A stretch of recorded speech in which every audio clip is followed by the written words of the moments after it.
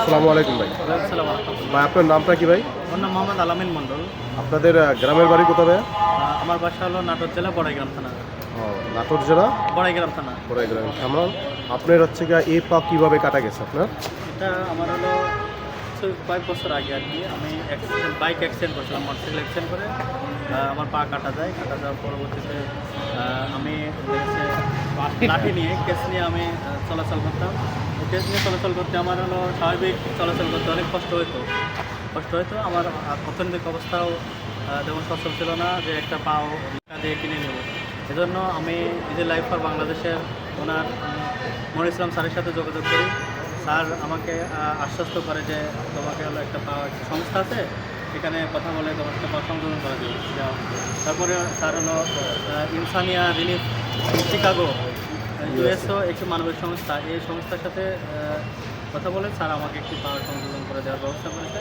আলহামদুলিল্লাহ এই পাওয়া পেয়ে আমি অনেক সন্তুষ্ট স্যাটিসফাই। আপনি এই যে পাউডার নিচ্ছেন, এখন এই পাউডার নিয়ে আপনার কি মানে সামনে পরিকল্পনা কি, আপনি কি করতে চাচ্ছেন?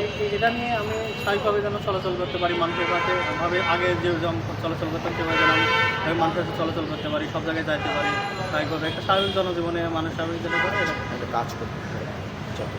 তাহলে আপনি হচ্ছে গিয়ে এই যে আপনি এই পাওয়ার আগে আপনার কি অসুবিধা হয়তো? এই পা মানে না পাওয়ার আগে আপনার কি অসুবিধা হয়তো? হ্যাঁ, অবশ্যই অসুবিধা হতো। আমার লাঠি নিয়ে চলাচল করতে, মানুষের ভিতরে যাইতে অনেক অসুবিধা হতো, একটু মানে চলাচলে বিঘ্ন করতো, অনেক কষ্ট হতো।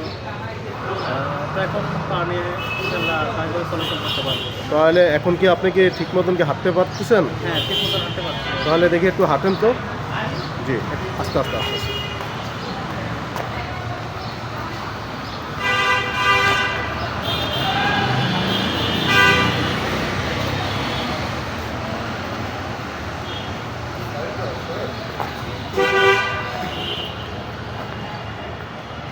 Thank you